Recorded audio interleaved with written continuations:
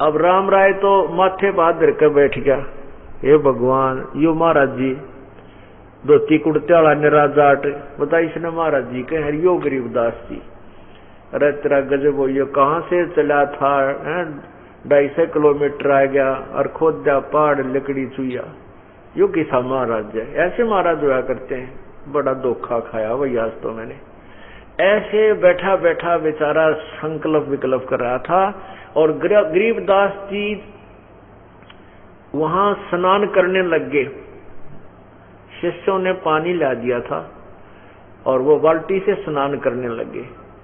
स्नान करके स्नान क्या स्नान धोती जो बांधते हैं ना हरियाणा में, या धोती बहुत लंबी हो है, इतनी बड़ी, इसकी कम से कम भी 4, 5, 12, 13, 15 फुट की होती है। इस सन बांध कर इसका ऊपर इसी का एक हिस्सा बेल्ट रूप में बांधा करते हैं।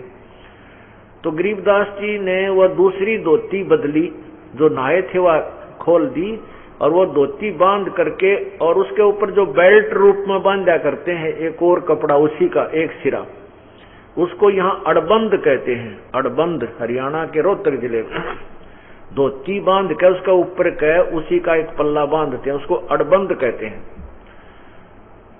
तो गरीबदास जी ने कहा कि भाई झुमकरा आना कृपा एक बार मेरे पास। वो जो रामराय सरदार जी था, गरीबदास जी ने उसका नाम भी नहीं पूछा था, तू कौन है, कितना आया है। जब न्यो कहा कि रे झुमकरा एक बार आना मेरे पास, तो वो खड़ा होकर पहुंच गया। भाई क्या कहेगा ये, हाँ कहाँ जी बोलो क्या बात है। कि भाई मेरे चोट लग गई उंगली पे और मेरा हाथ काम ना करता, एक बार मेरे इस धोती ने के अड़बंद ने का गांठ ला दे, इसको ऐसे करके और 2 ये गांठ लगा दे। अब उस राम राय जी ने जो ही धोती शरीर के चारों तरफ से वो पल्ला घुमाया, ऐसे होता था वो, ऐसे कर लेते थे उसको, और वो शरीर के चारों तरफ से ऐसे करके नू गांठ लाया करे। नू गांठ लानी होती है भैया, गांठ ला फिर दूसरी ला। उसने जो ही गांठ लाई तो वह गांठ खुल के, जैसे नू गांठ लाई तो वह गांठ शरीर से निकल के और धोती का लाग गया, ऐसे शरीर के आर पार हो गए।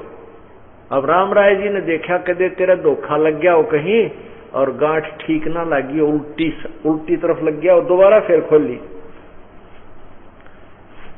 दोबारा खोल कर उसने और फिर ऐसे किया, नो कर गांठ लाने लग गया चारों तरफ के। वह धोती का शरीर के चारों तरफ का नो निकाली, वह धोती का उल्टी उसी का गांठ फिर तीसरी बार फिर किया। गरीबदास तो वो क्या सोच रहा था मन में कि यूं भी मेरे के साथ जमींदार है, और ये लोग इसकी वैसे महिमा बना रहे होंगे, 2 पीछे लालच सुधार ले लेते होंगे, इस करके इसके आगे पीछे घूम रहे हैं, कोई आसानी काट, कोई इसका चारा काटने लग रहा है, कोई कपड़े धो है, कोई पानी लाओ है। उसके मन में यह संकल्प विकल्प था कि संत सुनत के मैंने तो धोखे में आ गया। जब तीसरी बार भी उसने ऐसा किया, जब गरीबदास जी कहने लगे रे झुमकरा मैं तो तेरे जैसा आदमी हूं बेटा, या गांठ क्यों ना लगती तेरे तह।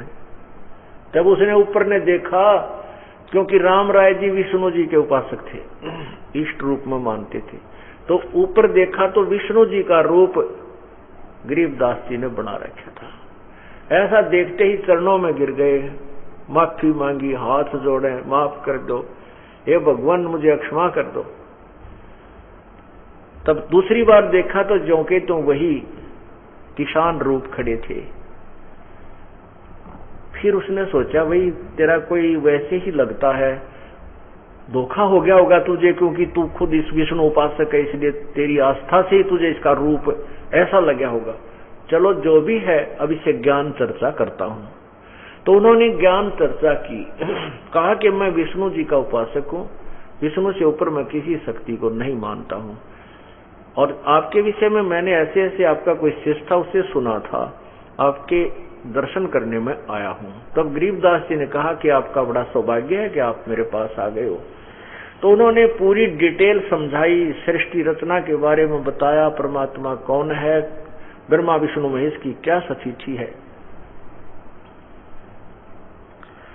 तब उस झुम्मकरा ने कहा कि हे परमात्मा,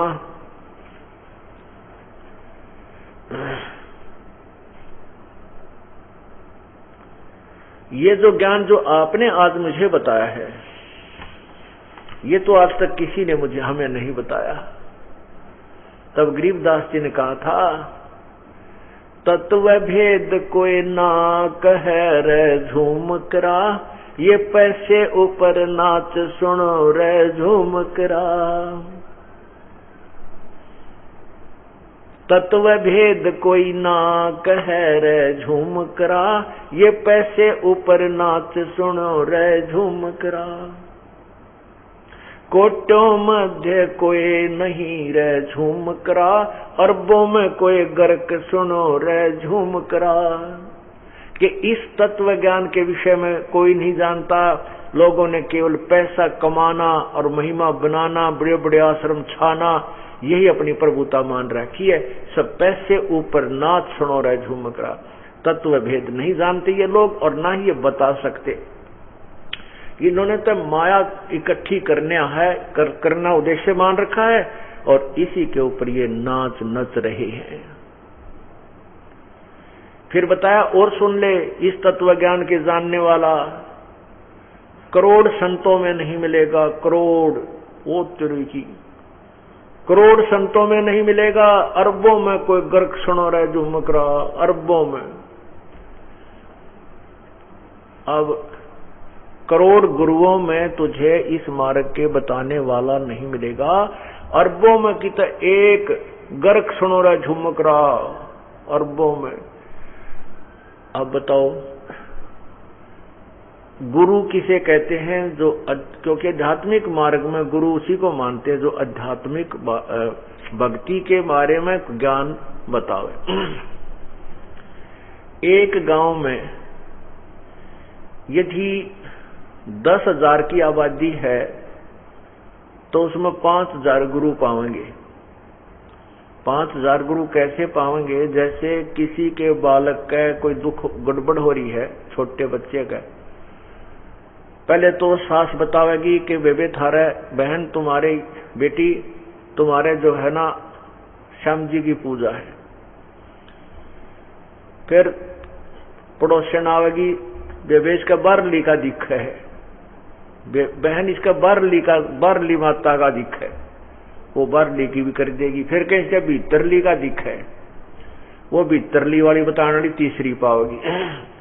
फिर चौथी आओगी, थारा जोड़ाड़े बाबा की भी पूजा है बेबे, उसकी भी एक चुरमे का पिंड दरिया करें। चौथी आओगी, ना उड़त चौराहे पे एक तमाकू का पिंड दरिया करें, भूत पी कर जाएंगे उसने। तो इस तरह एक गांव में अगर 10,000 की आबादी है, 5,000 गुरु हैं और फिर वो गांव में डेरे आड़े नारे रह गए, जो सुल्फा पाड़ हैं, बड़का ने बिगाड़े, वह अलग रह गए। तो ऐसे परमात्मा के विषय में बता रहे हैं कि उस परमेश्वर के विषय में तत्व ज्ञान जानने वाला करोड़ों में भी नहीं पाओगा तुझे, अरबों में कोई गर्क।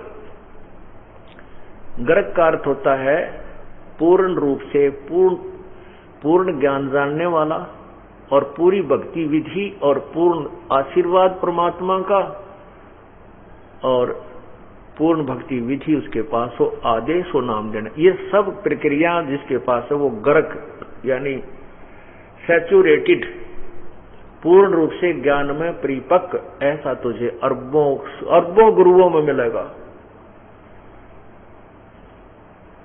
अब जैसे गीता जी के अध्याय नंबर 7 में 12 से 15 तक विवरण दिया है कि ये तीनों गुणों के द्वारा जो भी हो रहा है इनका मुख्य कारण मैं ही हूं। काल भगवान गीता ज्ञानदाता कहता है रजगुण ब्रह्मा से उत्पत्ति, सतगुण विष्णु से सती थी और तमगुण शिव जी से जो संहार हो रहा है, इनका मुख्य कारण मैं ही हूं। लेकिन मैं इनमें नहीं और ये मुझ में नहीं, क्योंकि ये काल अलग रहता है, 21 में ब्रह्मांड में रहता है और वहीं से अपने रिमोट से इनको ब्रह्मा विष्णु महेश को चलाता है। फिर कहा कि जो इन तीनों गुणों की भक्ति करते हैं और इनसे ऊपर नहीं उठते, ये त्रिगुणमयी मेरी माया जो है बड़ी खतरनाक है, और जो इन्हीं की पूजा करते हैं वो राक्षस स्वभाव को धारण किए हुए मनुष्यों में नीच दुष्कर्म करने वाले मूर्ख मुझे भी ना बजते। अब देखो पुण्यात्माओं, गीता जी जो है चारों वेदों का सारांश है, और इसमें कोड वर्ड ज्यादा है, क्योंकि किसी भी वस्तु को कितने, चारों वेद तो आपने देखा कितने मोटे मोटे हैं, ऐसे भारा भारा हैं कि इनको, फिर उनका एक छोटी सी इतनी बुक बनाना, ये छोटी सी बुक बनी, तो इसमें कोड वर्ड ज्यादा है। तो रजगुण ब्रह्मा, सतगुण विष्णु, तमगुण शिव जी। तो गीता जी में लिखा है कि इन तीनों गुणों की भक्ति, यानी अर्थात जिनका ज्ञान इन तीनों गुणों की से मिल होने वाले, तीनों भगवान से होने वाले लाभ के ऊपर ही टिका हुआ है, यानी इससे आगे जो किसी न मानते नहीं ना सुनते किसी की, जो जिनका ज्ञान इन तीनों गुणों के द्वारा हरा जा चुका है, वो राक्षस स्वभाव को धारण किए हुए मनुष्यों में नीच दुष्कर्म करने वाले मूर्ख मुझे भी नहीं बजते, मेरी भक्ति भी नहीं करते। अब देखिएगा गीता जी, अब दास ये क्या बताना चाहता है कि अरबों में कोटो मध्य कोई नहीं रजो मकरा, इसी का प्रमाण पवित्र गीता जी में भी लिखा है 7वें अध्याय के 19वें श्लोक में। उस 19वें श्लोक को समझने के लिए पहले आपको गीता जी के 12 से लेकर 15, 16, 17 और 18 ये श्लोक समझने होंगे। इसके बाद 7वें अध्याय का 19वें श्लोक में आपको पता चलेगा, जिसमें लिखा है कि बहुनाम जन्मानाम अन्ते ज्ञानवान माम परपतते, और वासुदेव इति सहमात्मा सो दुर्लभ है। ओए होए, इस श्लोक को दो लाइन है, ऊपर और नीचे 2 पंक्ति, दोनों का अलग अलग भाव है। उसके विषय में आपको पवित्र गीता जी का ज्ञान समझाता हूं। ये देखिएगा गीता जी अध्याय नंबर 7 और श्लोक नंबर 12।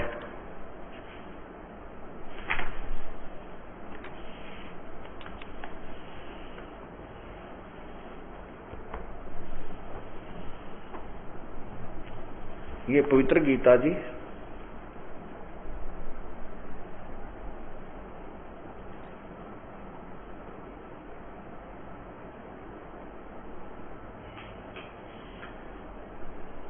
और ये देखिएगा अध्याय नंबर 7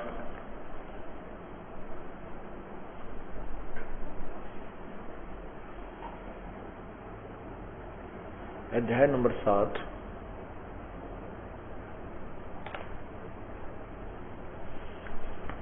और इसमें ये 12 श्लोक देखिएगा। श्लोक नंबर 12,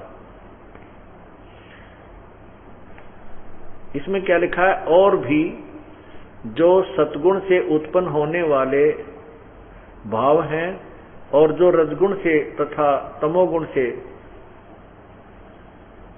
उत्पन्न होने वाले भाव हैं, उन सब को मुझसे ही होने वाले ऐसा जान, परंतु वास्तव में उनमें मैं और वे मुझ में नहीं है।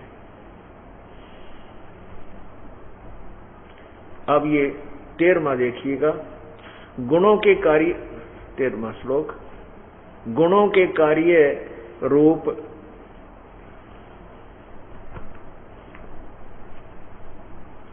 गुणों के कार्य रूप सात्विक राजस तामस, इन तीनों प्रकार के भाव से यह सारा संसार समुदाय, सारा संसार प्राणी समुदाय मोहित हो रहा है, इन तीनों गुणों से परे मुझ अविनाशी को नहीं जानता।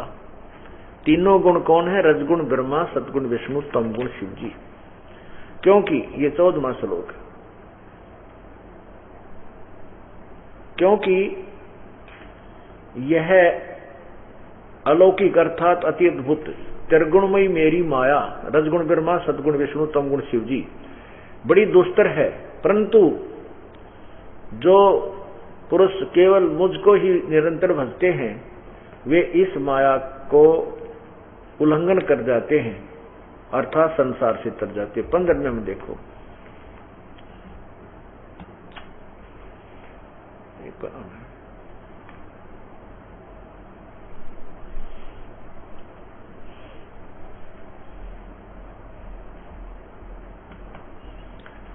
अब 15वें में देखिएगा, इसमें क्या लिखा है? माया के द्वारा अर्थात रजगुण ब्रह्मा, सतगुण विष्णु, तमगुण शिव जी, इस त्रिगुणमयी माया के द्वारा जिसका ज्ञान आ जा चुका है, अर्थात जो ब्रह्मा विष्णु से अलग कोई पूजा करना नहीं चाहते, इन्हीं के ज्ञान के ऊपर आधारित है। क्या लिखा है? असुर स्वभाव को धारण किए हुए, आसुर राक्षस किए हुए, मनुष्यों में नीच, ओए होए, दूषित कर्म करने वाले, दुष्कृत्य, मूढ़ लोग, मूर्ख लोग मुझको नहीं भजते। गीता ज्ञान दाता भगवान कह रहा है कि जिनका ज्ञान इस त्रिगुणमयी माया के द्वारा हरा जा चुका है, कि इन्हीं के द्वारा अस्थायी लाभों को सुनकर, जैसे श्री कृष्ण जी का सुना है कि सुदामा जी की महिमा सुनी है कि सुदामा जी को एक मुट्ठी चावल खा करके उसका महल बना दिया, ना सुदामा रहा ना वो महल रहा और मोक्ष नहीं हो पाया। इस तरह और भी जो अन्य हम लाभ कथाएं सुनते हैं, कहते हैं इनसे आगे कोई इससे आगे नहीं चलना चाहता, तो वो उसके विषय में गीता जी अध्याय नंबर 7 के मंत्र 15 में कहा है कि माया के दो इस त्रिगुणमयी माया, तीनों भगवानों के द्वारा मिलने वाले जो लाभ और इन्हीं के जाल में जो उलझा पड़ा है, जिन माया के द्वारा जिनका ज्ञान हरा जा चुका है, वो राक्षस स्वभाव को धारण किया हुआ, मनुष्यों में नीच दुष्कर्म करने वाला मूर्ख, वो मुझे भी ना भजते। गीता ज्ञान दाता कहता, इसी सिद्ध है कि तीनों गुण भी कोई भक्ति के ही हैं। इन तीनों गुणों से भिन्न ऊपर मुझे नहीं भजते। अब गीता ज्ञान दाता अपनी भक्ति कहां से स्टार्ट बताता है। अब पहले ये उदाहरण देता हूं कि तीनों गुणों की भक्ति को राक्षस स्वभाव को धारण किए हुए मनुष्यों में नीच क्यों कहा है। हम सिद्ध करना चाहता है ये दास कि जैसे तमोगुण, भगवान शंकर तमोगुण की पूजा की थी रावण ने, तो उसने क्या उपलब्धि हुई? राक्षस कहलाया और कुत्ते वाली मौत मरा। भगवान शिव की साधना की थी, अर्थात तमोगुण शिव की साधना की थी भस्मागिरी नाम के एक साधु ने, और उसने भगवान शिव की गिरी, पुरी, औघड़, नाथ, कनपाड़े, ये भगवान शिव के उपासक होते हैं। तो भस्मागिरी जी ने भगवान शिव की साधना की, उनके द्वार के सामने ऊपर को पैर करके सिरासन पर और नीचे को सिर करके 12 वर्ष तक उनके द्वार के सामने तपस्या की। एक दिन पार्वती जी की प्रार्थना से शंकर जी ने उस भस्मागिरी जी से पूछा कि बोल साधक क्या मांगता है, मैं तेरे से अति प्रसन्न हूं। भस्मागिरी ने क्या मांगा कि भगवान आप अपने हाथ वाला कड़ा दे दो मुझे, भस्म कंडा, कि भगवान शिव जी के पास एक ऐसा कड़ा था कि उस कड़े को किसी के सिर पर रख कर नू कह दे भस्म, तो व्यक्ति भस्म हो जाता था। इस बात का ज्ञान भस्मागिरी जी को था। और भस्मागिरी जी के मन में दोष था कि मैं शंकर जी को खत्म करके भस्म करके पार्वती को पत्नी बनाऊंगा। इस उद्देश्य से भगवान शिव जी के द्वार के सामने 12 वर्ष तपस्या की। तो भगवान शिव जी ने प्रसन्न होकर के पूछा कि क्या मांगता है साधक, मैं तेरे से अति प्रसन्न हूं। तो भस्मागिरी जी ने वो कड़ा मांग लिया जो भस्म करने वाला, जिसको भस्म कंडा कहते थे। तो शिव जी ने, हाँ, उससे पहले भस्मागिरी जी ने कहा कि आप वचनबद्ध होइए, ऐसे नहीं मानूंगा मैं। तो भगवान शिव जी ने कहा मैं वचनबद्ध होता हूं, मांग क्या मांगता है। तो कड़ा मांग लिया। भगवान शिव जी ने सोचा कभी साधु है, जंगल में रहता है, अपने राक्षसों से बचाव के लिए मांग रहा होगा। उनको नहीं मालूम था ये तेरा दुश्मन बनेगा। ज्यों ही भस्मागिरी जी के हाथ में वो कड़ा आया और भस्मागिरी जी सीधा खड़ा हो गया, सिरासन त्याग दिया और फिर बोला, होले शिव जी होशियार, अब तुझे मारूंगा और पार्वती को पत्नी बनाऊंगा। अब शिव जी ने सोचा, देख सिर फिरा, ये क्या क्या किया इसने, ये क्या सोची भाई। अब देख लिया कि उसका तेवर बिल्कुल भयंकर था। भगवान शिव जी वहां से भाग लिए अपनी जान बचा कर, और भस्मागिरी पीछे पीछे भाग रहा है उसको, शिव जी को मारने के लिए। अरे तेरा गजब हुई। पार्वती उधर से तो शिव की भगवान मान कर पूजा करता है, पार्वती माता के तुल्य थी, और फिर उस नीच सोच ने उस भस्मागिरी जी के अंदर के गंदापन भर दिया। भगवान शिव जी को मारने के लिए पीछे पीछे दौड़ रहा है। भगवान शिव जी बहुत तेजी से चला जाता है। बीच में भगवान शिव विष्णु जी को जब ये आभास हुआ कि ये भस्मागिरी इसको मारेगा, तो पार्वती रूप बनाकर भगवान विष्णु जी उस भस्मागिरी के सामने आके प्रकट हो गया और कहा, रुक जा भस्मागिरी। तब भस्मागिरी पार्वती के लिए तो सारा फंड कर ही रहा था। पार्वती रूप में देखकर भगवान विष्णु को वो वहीं फुल स्टॉप ला दिया, फुल ब्रेक लगा दिए भस्मागिरी ने, और भगवान शिव जी भागा चला जा रहा है। पार्वती रूप में विष्णु जी ने कहा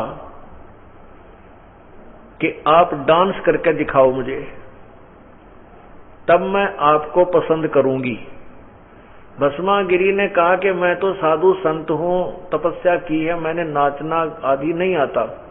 पार्वती बोली, मैं सिखा दूंगी। पार्वती रूप में विष्णु जी बोले, मैं तुझे डांस करना सिखा दूंगी, तुझे डांस करके दिखाना पड़ेगा। तब वो भस्मागिरी बोला, वो कहने लगा, बोलो बताओ कैसे क्या नाचना है। तो पार्वती रूप में भगवान विष्णु ने कहा कि इस हाथ को ऐसे कर, इसको ऐसे कर, इस पैर को ऐसे कर, इस हाथ को ऊपर ला। जिस हाथ में वो कड़ा ले रहा था भस्म कंडा, जो सिर पे आ लिया भस्मागिरी के अपने सिर पे, जब भगवान विष्णु ने कह दिया भस्म, और भस्मागिरी मर गया, जल के राख हो गया। उस दिन के बाद वो भस्मा असुर कहलाया, भस्मासुर। भस्मागिरी से भस्मा असुर बन गया, राक्षस। अब तमोगुण की साधना करने से भस्मागिरी ने राक्षस कर्म किया, अपनी मां के तुल पार्वती को पत्नी बनाने की ठान ली। अब गीता जी का ज्ञान स्पष्ट हो रहा है कि तीनों गुणों की भक्ति पर आधारित, दूसरी बात को न मानने वाले राक्षस स्वभाव को धारण किए मनुष्यों में नीचे है दूषित कर्म करने वाले मूर्ख लोग मेरी साधना भी ना करते, यानी ब्रह्म तक भी ना पहुंचते, इनकी बुद्धि ये नीचे वाले देवी देवताओं में उलझे रहते हैं, आन उपासना अन्य देवताओं की ही करते रहते हैं, ब्रह्म तक, मेरी साधना तक भी नहीं पहुंचते। फिर रजगुण ब्रह्मा की उपासना की थी हिरण्यकशिपु ने, काफी वर्षों तक तप किया, ब्रह्मा जी प्रकट हुए, उससे क्या मांग लिया, मैं सुबह मरूं ना रात मरूं, दिन मरूं ना ऐसे मरूं, फलान मरूं, सांझ ना मरूं, किसी पशु त ना मरूं, पक्षी त नहीं मरूं, 12 मास में नहीं मरूं। तथास्तु कर दिया। अंत में क्या हुआ कि अपने ही पुत्र का शत्रु बन गया, अपनी पूजा करवाने लग गया और फिर राक्षस कहलाया, कुत्त्याड़ी मौत मरा। भगवान ने नरसिंह रूप धारण किया उस राक्षस को नष्ट करने के लिए, तो राक्षस कहलाया। एक समय की बात है, हर की पैड़ी हरिद्वार में एक कुंभ का मेला भरा। उस कुंभ के मेले में स्नान करने का एक समय निश्चित किया जाता है, उसको पर्व भी बोलते हैं। वो पर्व भी लगनी थी सुबह, बहुत पहले की बात है, आज से 350 वर्ष पहले की बात है। तो उस समय क्या करते हैं, जो स्नान करने के लिए कुंभ के मेले में ये पहुंचते हैं, सभी साधुजन जिनको संत कहते हैं, तो गिरी तो अपने टोल में पहुंच जाते, समूह में इकट्ठे हो जाते हैं। पुरी अपने में, कनपाड़े न्यारे ओगड़ अलग, ओगड़ के उगाड़िया नंगे नागा जिसको कहते हैं, गोरी अलग, उनकी अलग अलग समुदाय बन जाते हैं। वैष्णव अलग होते हैं। इस प्रकार ये भिन्न भिन्न समुदाय के भिन्न भिन्न संप्रदाय के संस्थाओं के अलग अलग साधु संत अलग अलग इकट्ठे होते हैं और फिर स्नान करने के लिए पूरा ग्रुप का ग्रुप चलता है। हर की पैड़ी पर जब पर भी लगनी थी, वो संत सबसे पहले नागा पहुंच गए। वो कति उगाड़े, वो कोई कपड़ा ना रखते शरीर पर, वो नगन और शरीर पर राख रूप लपेट लेते हैं। वो नागा पहुंच गए, हर की पैड़ी को कवर कर लिया, स्नान करने के लिए खड़े हो गए। उधर से वैष्णु साधु जो विष्णु जी के उपासक थे, नागा साधु शिव जी के उपासक तमोगुण के, और विष्णु जी के उपासक वैष्णु साधु पीछे से आ गए। वो कहने लगे, भाई नागा महात्माओं, तुम पहले स्नान मत करना, पहले हम स्नान करेंगे, हम तुम्हारे से श्रेष्ठ हैं। नागा बोले, नहीं, हम तुमसे श्रेष्ठ हैं। तुम काहे के श्रेष्ठ हो? हम त्यागी हैं, बैरागी हैं, हम तो घर त्याग रखा, हमने शरीर पर वस्त्र भी नहीं रखा, हम इतना त्याग किया हुआ है। नागे वैष्णु साधु बोले, बाहर स्नान नहीं करना तुमने गंगा में, पहले तुम नहाते ना धोते, टट्टी के हाथ भी ना धोते, शरड फरड रपेट राखी राख, बाहर मरो, पहले हम स्नान करेंगे। अब वो स्नान करना तो रह गया लट्ठम लट्ठा, मुक्कम मुक्का, तलवार निकाल ली, फिर तो बड़ा बेगन हो गया। कहते 25,000 साधु कट कर मर गए गंगा उस हर की पैड़ियों पे। 25,000 ये जिन हम संत कहाँ थे, जिनको हम साधु मानते थे, महात्मा कहते थे, वो ऐसे कट कर मर गए, राक्षस रूप धारण कर दिया और गंगा का पानी लाल बना दिया, रक्त उसमें 100 बहकर चल पड़े। ओए होए,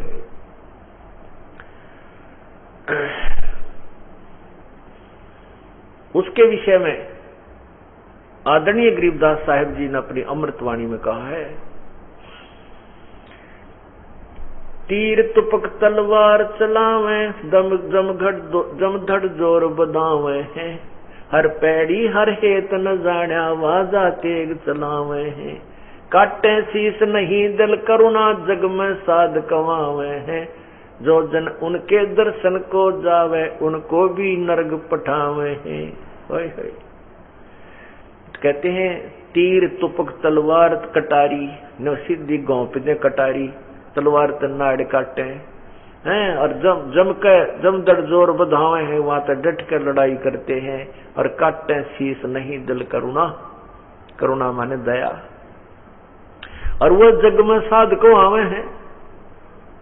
और उन ऐसे व्यक्तियों के जो दर्शन भी करने जाता है बूढ़ा भक्त, वो उनको भी नरक पठावे, यानी उनके पास साधना नहीं, ना कोई भक्ति की विधि, अंदर ये कुफर भरा हुआ है। बता के स्नान करना, गंगा के पानी कौन सा समाप्त हुआ था या दूषित हुआ था, उसमें गंदा नाला घेर दे तो भी गंगा जल जो का तो रहता, इतना ज्यादा पानी है। और वो स्नान कर लेते, 2 मिनट पाछा नहा लो, जबकि बिजली पड़े थी के छोटे बड़े हुए थे, भक्ति से नाम ना ज्ञान नी, और वैराग धारण कर लेते हैं, क्योंकि परमात्मा की चाह है आत्मा को जब से उससे बिछड़ी है, और उस चाह में वो फंस जाती है। इनके ये जाल बिछाए बैठे नकली संत, या क्या करे बेचारी आत्मा के तरफ मिट नहीं सकती जब तक भगवान नहीं मिलेगा, इसको ठीक ठिकाना नहीं मिलेगा, भटकती रहती है। और इसका नाजायज फायदा ये नकली संत उठा रहे हैं। इस प्रकार ये तो सिद्ध हो गया तीनों गुणों की भक्ति कर मूर्ख लोग राक्षस स्वभाव को धारण किए मनुष्यों में नीच दुष्कर्म करने वाले किया करते हैं। रजगुण ब्रह्मा, सतगुण विष्णु, तम गुण शिव जी आदि की। अब यहाँ एक ये भी सिद्ध करना पड़ेगा कि ब्रह्मा, रजगुण ब्रह्मा कैसे है, सतगुण विष्णु कैसे है, तम गुण शिव जी कैसे है। नहीं तो ये जो उपासक है ब्रह्मा विष्णु महेश के, ये बहुत नाराज हो जाएंगे। हक नहीं, तीनों गुण तो कोई और ही होते हैं। पुण्यात्माओं, ये ढेर सारे शास्त्र मैंने रखे हैं, इनकी मुझे जरूरत नहीं थी, क्योंकि मुझे तो अपने परमात्मा की अमृत वाणी पर, कबीर वाणी पर, सौसम वेद पर पूर्ण विश्वास था। लेकिन जनसाधारण को समझाने के लिए, जनसाधारण को ये तथ्य समझाने के लिए कि आपके ही सदग्रंथों में ये लिखा है, जो ये दास बता रहा है, जो परमात्मा ने पहले हमें बताया हुआ है 600 साल पहले, ये आप ही के सदग्रंथों में लिखा है। ये सदग्रंथ इसलिए जरूरी है, जैसे एक अंधा रास्ते के रात्रि के समय, एक अंधा व्यक्ति रात्रि के समय लालटेन हाथ में लिए और चला जा रहा था अंधेरे में। सामने से बच्चे आ रहे थे उछल कूद करते हुए, 10, 12, 15 वर्ष के। उनको देख करके अंधे, उस सूरदास ने आवाज लगाई, रे बच्चों देख कर चलना बेटा, देख कर चलना, मैं अंधा हूं, मुझे दिखाई नहीं दे रहा है। अब वो बच्चे उस अंधे के पास आकर खड़े हो गए, कहने लगे, बाबा आप अंधे हो? कहां बेटा, मुझे दिखाई नहीं देता कुछ भी। फिर लालटेन किस लिए ले रखी है कि तुम आंखों वालों के लिए कहीं मेरे में टक्कर ना मार दो। ये लालटेन इसलिए ले रखी है तुम आंखों वालों के लिए कहीं मेरे धक्का ना मार दो, बूढ़ा आदमी पड़ जाए, कितना गिर का टांग टूट जाए। तो पुण्यात्माओं, ये सदग्रंथ गीता जी, पवित्र वेद, और ये सभी पवित्र गीता जी, ये सदग्रंथ जो आपको इसलिए ये मेरे अंधे, मेरे लिए तो ये लालटेन है आपके लिए, क्योंकि जो भी गीता जी का उपासक है और जो शिव जी ब्रह्मा विष्णु महेश का उपासक है, तो उसको देवी पुराण दिखा देता हूँ, शिव पुराण दिखा देता हूँ, वह लालटेन दिखा देता हूँ, कहीं वो मेरी गिरना आंख से पहले ही लालटेन से अपने जिस सदग्रंथ को वो तथ्य सत्य मानता है उसी में देख ले, यह लिख रखी जो दास कह रहा है। ये मेरे लिए तो अंधियाड़ी लालटेन है, मन जरूरत नहीं इन सदग्रंथों के दोबारा बार बार पढ़ने और पढ़ाने की, क्योंकि मैंने इनसे निष्कर्ष निकाल रखा है। और वो हमारे भगवान ने पहले ही हमें दे रखा था, वही मंत्र जो हम पहले जाप कर रहे थे जब तक हमने सदग्रंथों को देखा भी नहीं था, और वही मंत्र जो हमारे सदगुरु ने हमें दिया था, वही आज सदग्रंथों में विद्यमान पाया। अब आपको छोटा सा रहस्य और दिखाता हूं। जो सतनाम हम आपको देते हैं, जिसमें 2 अक्षर का होता है, इसमें एक ओम और दूसरा तत्, वो उपदेशी को पता चलेगा। तो यही जाप परमात्मा पूर्ण ब्रह्म ने गरीबदास जी को दिया था, यही 2 अक्षर का नाम सतनाम, और यही नाम आदरणीय गरीबदास साहिब को दिया, यही आदरणीय दादू साहिब को दिया, यही आदरणीय गुरु नानक देव जी को दिया। अब नानक साहिब के विषय में आपको थोड़ा रहस्य उद्घाटन करता हूं, क्योंकि दास का उद्देश्य है कि आपको मैं इतना तैयार कर दूं, सदग्रंथों से इतना परिचित करा दूं कि आप लाल और लालड़ी की पहचान खुद करने लग जाओ। तो ऐसे ही एक ऐसा भक्त तैयार किए हैं, बहुत से भक्त ऐसे हो गए हैं जो लाल और लालड़ी की स्वयं पहचान करते हैं। अब गुरु नानक देव जी के पंथ में, जिसको सिख पंथ कहते हैं, अब बुद्धिमान बच्चे बहुत हैं। अब रूढ़िवादिता समाप्त होती जा रही है, क्योंकि ज्ञान के सामने रूढ़िवाद नहीं चलता। तो ऐसे ही एक सरदार बच्चे को, बहुत से सरदार बच्चों ने भी उपदेश लिया है, तो अब वो खुद खोज कर रहे हैं पहले तो वो खोज करने लगते हैं कि जो संत जी बता रहे हैं सचमुच हमारे सदग्रंथों में लिखा कि नहीं लिखा। वो तो सत्य है, दास ने झूठ बोलने का कोई ठेका नहीं। तो फिर उन्होंने ही खुद ऐसी खोज की है कि एक समय ये है एक जन्म साखी, जन्म साखी भाई बाले वाली, ये है जन्म साखी।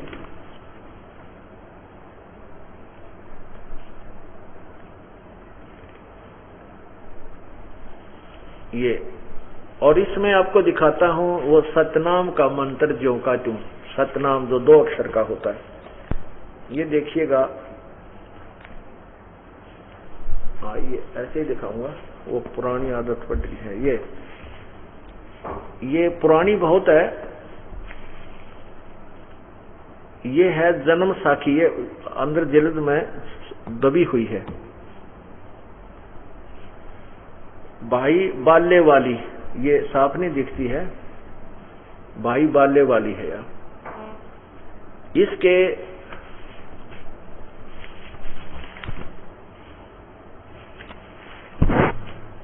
446 पृष्ठ पे 446 पृष्ठ पे आपको दिखाता हूं कि एक समय भाई बाला मर्दाना और गुरु नानक जी भ्रमण करते हुए घूम रहे थे। एक समय वो दरिया पर चल रहे थे। गुरु नानक जी दरिया पर ऐसे चल रहे थे जैसे थल पर चलते हैं, और पीछे पीछे बाला और मर्दाना भी चल रहे थे। तो कुछ समय के उपरांत मर्दाना जी, गुरु नानक जी ने कहा कि तुम भाई मर्दाना मेरे पीछे पीछे आना और वाहे गुरु बोलते रहना। और वो स्वयं गुरु नानक जी स्वयं जो है सतनाम का जाप कर रहे थे, वो दिखाने के लिए। वैसे वास्तव में वो सांस से करना होता है, लेकिन वो मुख से बोल रहे थे। तो मर्दाना ने सोचा कि गुरुजी जो है मंत्र जाप करते जा रहे हैं, कुछ और नाम जाप कर रहे हैं, और मैं भी क्यों ना वही जाप करूं। तो वो जब सतनाम का जो 2 अक्षर नारे नारे ओम, और दूसरा जो आपको बताया है जिनको उपदेश प्राप्त है उनको मालूम है, तो उन दोनों नामों का जाप वो मर्दाना भी करने लग गया, बोल बोल के ओम और दूसरा वो मंत्र। तो जब वो बोल बोल कर ऐसे नाम जाप करने लगा तो वो डूबने लग गया। गुरु नानक देव ने देखा कि रे मर्दाना तू क्या जाप कर रहा है? जी मैं वही कर रहा हूं जो आप कर रहे हो। तो गुरु नानक जी ने कहा कि नहीं, गुरुजी की नकल नहीं करनी चाहिए, जो आदेश उसका पालन कीजिए। तू वाहे गुरु कहे। तो मर्दाना वाहे गुरु करने लगा, तो वो ठीक डूबने से बच गया और जल पर थल की तरह चलने लगा। और पुण्यात्मा देखना, ये यहां से बात बिगड़ी है। इस पवित्र सिख धर्म में वास्तविक मंत्र छुप गया, वाहे गुरु की रट लगी। वो तो गुरु नानक देव जी ने अपनी शब्द शक्ति से उसको बचाया था, और एक उदाहरण देना चाहा था कि गुरु के वचन का पालन करना अनिवार्य होता है। इसलिए उनको कहा तू वाहे गुरु बोल, मैंने जो कहा था उसको वो बोल। और वो चल रहा था, गुरु नानक देव जी की शक्ति थी ना मर्दान्य में किसी शक्ति थी, वो जल के ऊपर चल है। गुरु नानक देव जी के वचन से वो चल रहा था पीछे पीछे। अब देखिएगा, समुद्र दी साखी, ये है समुद्र की साखी। प्रश्न नंबर 446 ये है, ये देखो साखी समुद्र दी। अब पंजाबी मैंने मुझे थोड़ी थोड़ी आती, ज्यादा नहीं। यहां देखो, यहां लिखा है, ये देखिएगा यहां पर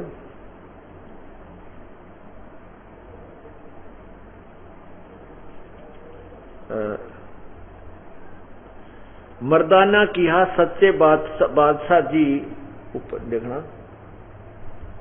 मर्दाने किहा सच्चे बादशाह जी, असा समुंदर ता वेखिया पर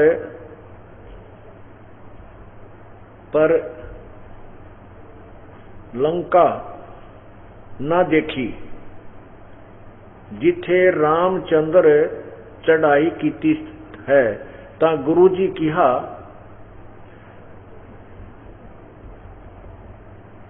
चलो चलो भाई बाला, चलो भाई बाला ते मर्दाना, तुहानू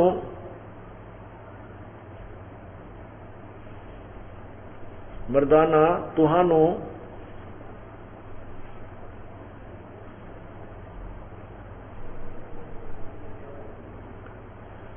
मर्दाना तुहानू रंज नहीं करना आखी, मोटे जा मिटो जा आखी, मिट के खोलियां ता समुंदर दे आखियां, आखी मिट के यानी बंद करके खोलियां ता समुंदर दे कंडे जाई खड़े होए, ते आखन लगे बाला ते मर्दाना मेरे पीछे पीछे चलो। गुरु नानक जी कहते हैं चले आओ, मुखों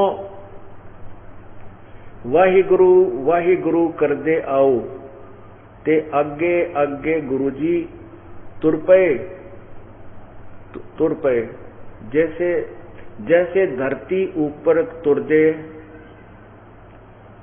सन, उसे तरह समंदर ऊपर तुर पे, जहां चले जावनते पीछे बाला मर्दाना जावन। मर्दाने विचार कीती कि गुरु नानक देव जी ओम सोहम जपदे जांदे हन। ये देखिए गुरु नानक जी देव जी ओम सोहम जपदे जांदे हन, ता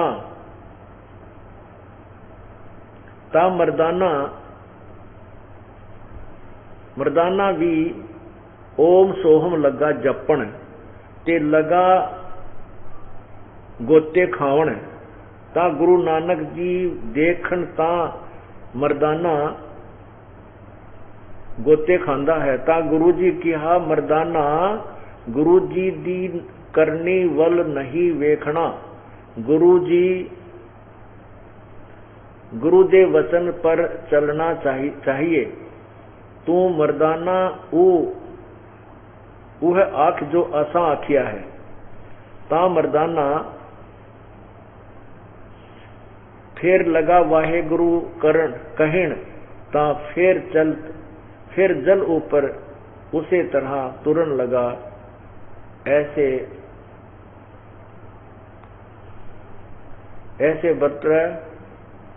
वर्तमान ये आगे और दूसरा प्रकरण चल रहा।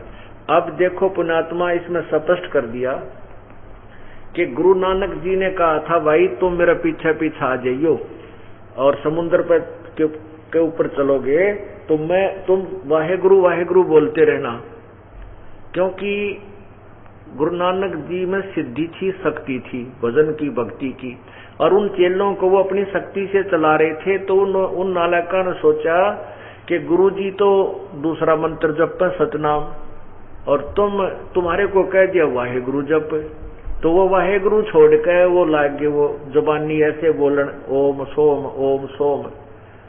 तो गुरु नानक जी ने तो देखा तो वो गोते डूबने लगी, क्योंकि वो तो गुरु नानक देव जी की वचन की शक्ति से उन्हें समुद्र पे चलना था, उनमें कमाई थोड़ी थी।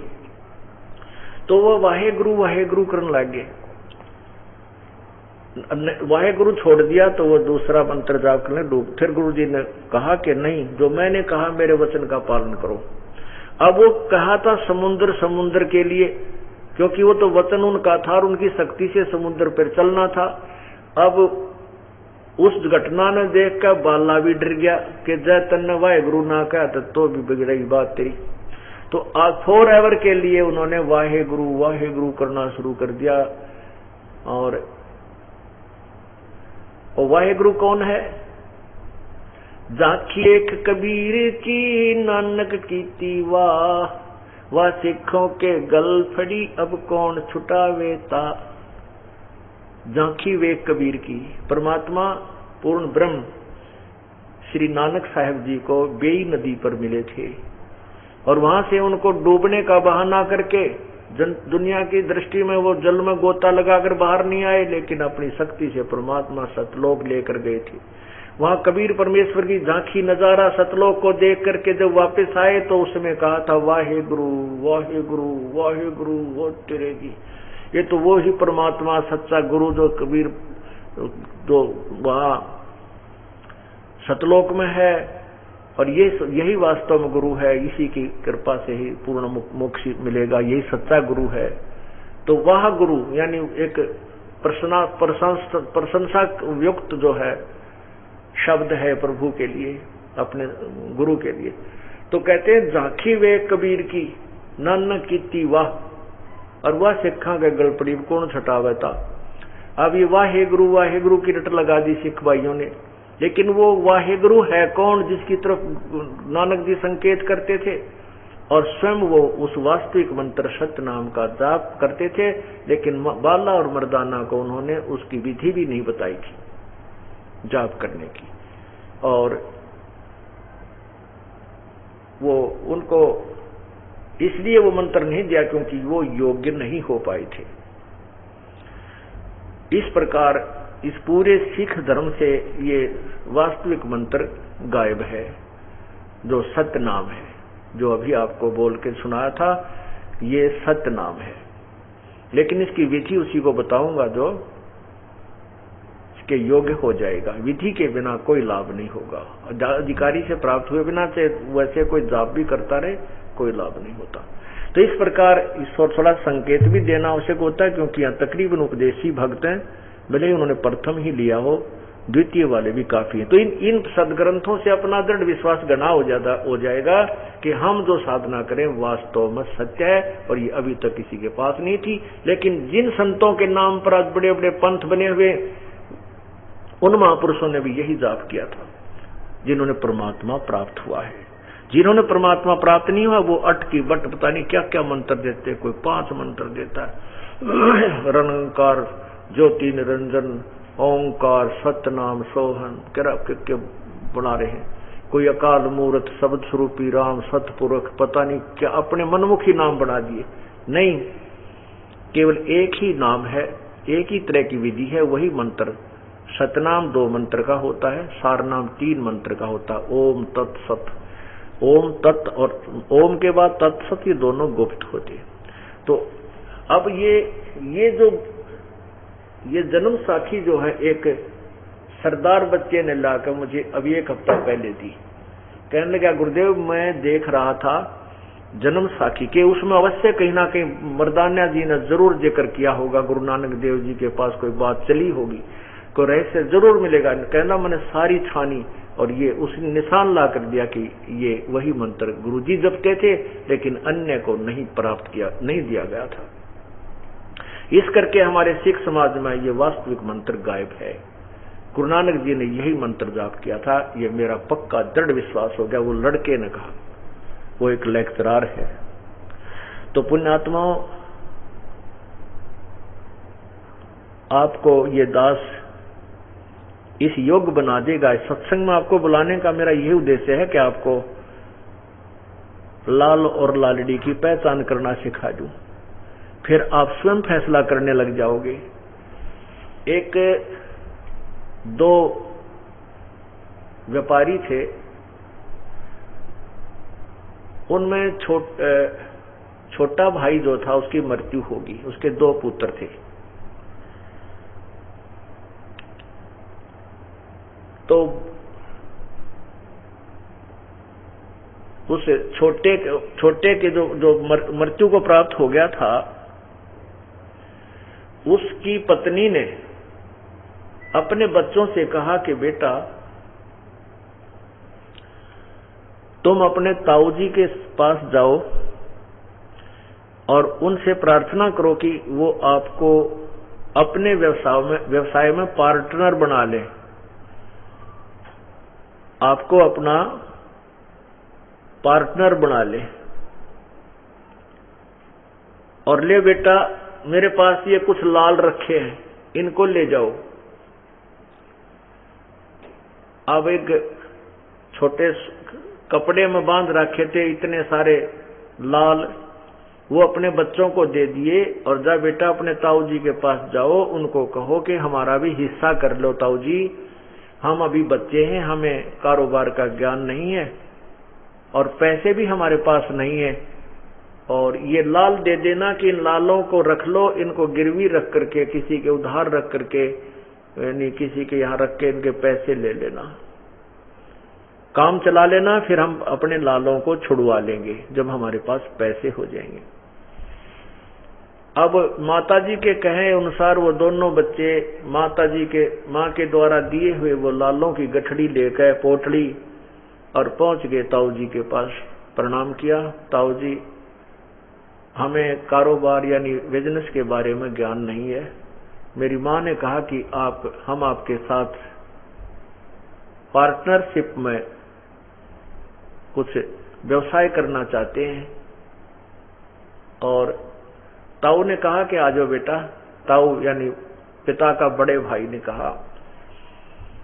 तो उसने कहा कि ठीक है बेटा, ये तो कोई, मैं तो खुद सोच रहा था कि बच्चों का कोई रहा नहीं कमाने का साधन, मैं तो स्वयं आपको कहने वाला था, आपने कह दिया और अच्छी बात है, कोई बात नहीं।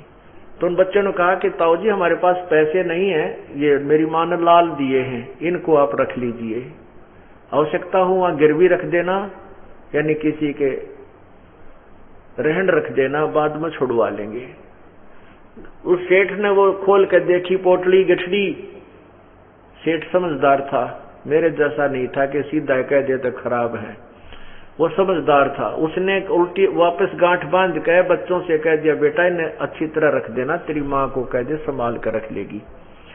अभी हम चलेंगे दूसरे प्रांतों में, वहां मेरी उधार चलती है, उधार पे माल ले आवांगे और आके फिर इन लालों को ले लेंगे, जरूरत पड़ी तो फिर वापस आके गिरवी रख के इनके काम चला लेंगे। तो उन बच्चों ने जैसे भी बड़े अंकल ने कहा था, ताऊ जी ने कहा था, उसी प्रकार अपनी माँ से आकर कह दिया माता जी ताऊ जी ने ऐसे ऐसे कहा है, इन लालों को आप अच्छी तरह संभाल कर रखना, हम विदेश जा रहे हैं, दूसरे प्रांतों में जा रहे हैं, वापस आएंगे तो जरूरत पड़ी तो हम इनको ले लेंगे। माता जी ने कहा ठीक है बेटा संभाल कर रख दूंगी, आते ही ले लेना, नू के नू पाओगे। अब सेठ जी ने क्या किया, उन दोनों अपने भतीजों को साथ लेकर गए, उन बच्चों को वहां व्यवसाय की पूरी क्रिया समझाई, उनके हाथों से सामान का सौदा करवाया और एक दिन कहा ले बेटा, उस ताऊ जी ने कहा अपने भाई के बच्चों को भतीजों को कि जाओ बेटा जिस सेठ से हमने 50,000 का सामान लिया है उनको ये लाल दे देना और उनको कहना कि ये लाल रख ले सेठ जी, हम वापस आएंगे तेरे पैसे दे जाओगे, अपने लाल को वापस ले लेंगे। दोनों बच्चे वो भतीजे गए, सेठ जिस सेठ से 50,000 का सामान खरीदा था उसको जाकर कहा सेठ जी हमारे ताऊ जी ने कहा है आप ये लाल रख लो, गिरवी रख लो यानी रहन रख लो, हम वापस आएंगे तो अपना लाल छुड़वा लेंगे, तेरे को पैसे दे देंगे।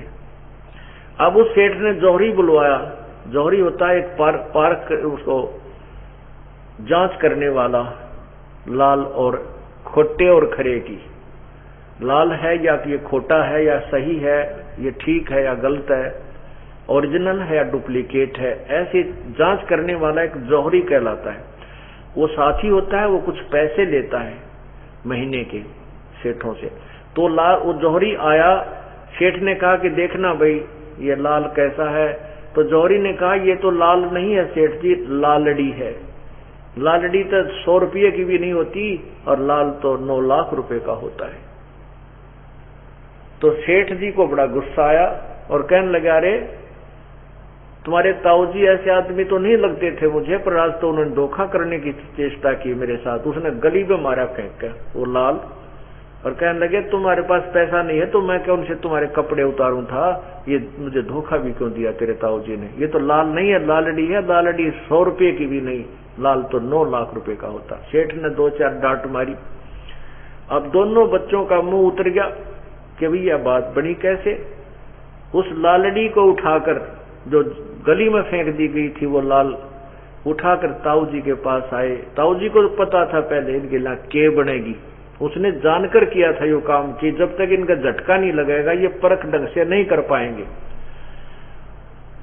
आकर कहने लगे ताऊ जी वो सेठ है ना वो बड़ा बदतमीज आदमी है, वो हमारे को धोखेबाज कहता है। सेठ ताऊ जी हमारा लाल भी उसने लालड़ी बता दिया और गली में फेंक दिया, पता नहीं एक आदमी बुलाया था बाहर से, उसने कह दिया ये लाल को नहीं और उसने बाहर फेंक दिया गली में। ताऊ जी हमारी तो इज्जत तार ली। तब वो सेठ ने देखा, ओहो अरे बेटा, अरे मैंने तो लाल तो इस साइड में रखा था सिर के सिरहाने पर, इधर तो बेटा सचमुच ये लालड़ी रखी थी।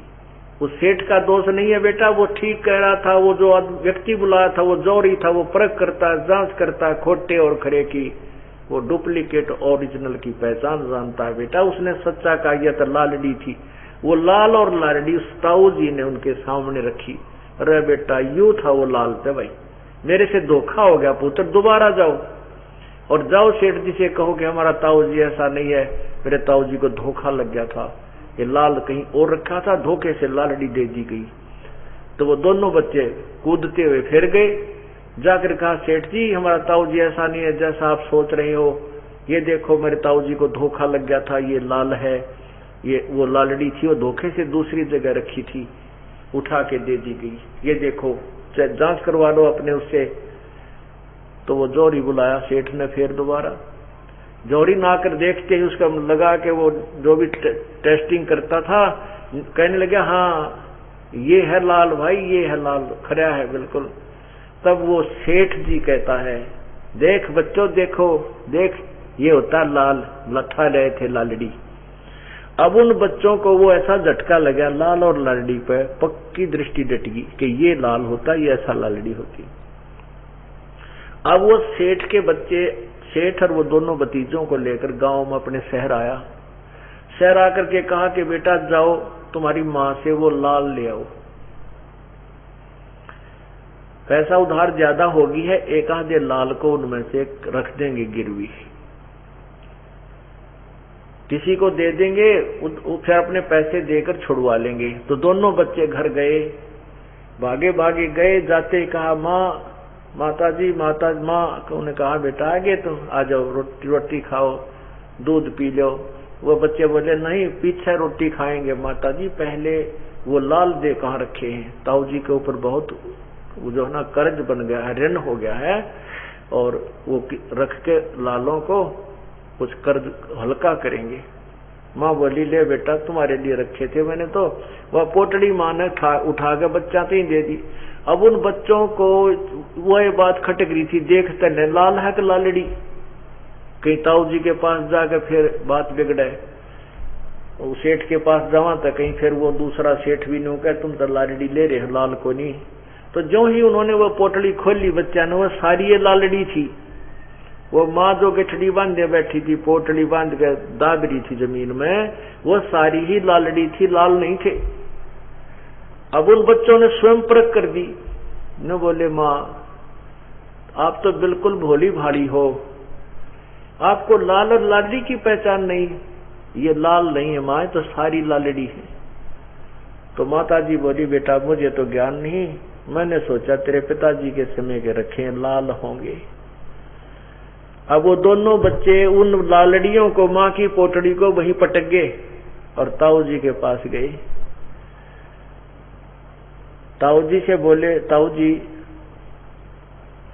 हमारी माता जी है ना वो बोली बाली है, ताऊ जी वो लाल नहीं थे, वो तो सारी लालड़ी थी माँ के पास। जब वो सेठ कहता बेटा ये उस दिन भी लालड़ी थी जब तुम गिठड़ी बांध के मेरे पास लाए थे, मुझे भी मालूम था ये लालड़ी है, यदि मैं उस दिन उनको लालड़ी बता देता तो तेरी माँ भी नो कहती मेरा पति मर गया, हमारे तो लालों को भी आज वो ताऊ जी लालड़ी बता रहा है, तेरी माँ का कद्दे पेटा नहीं बरो। अरे बेटा मैंने तुम्हारे को इतना प्यार कर दिया कि तुम स्वयं ही परख कर ली लाल और लालड़ी की। तेरी माँ के सामने तुमने उसको फैसला कर दिया कि लाल नहीं है, ये लालड़ी है। तो पुण्यात्माओं, आपको ऐसा प्यार कर देगा ये दास, चाहे को किसी भी धर्म मजहब से संबंधित है, कि वो स्वयं परख करने लग जाएगा सत्य और असत्य की, तो तुरंत त्याग देगा उस लालड़ी की गिठड़ी ने और लाल को स्वीकार कर देगा।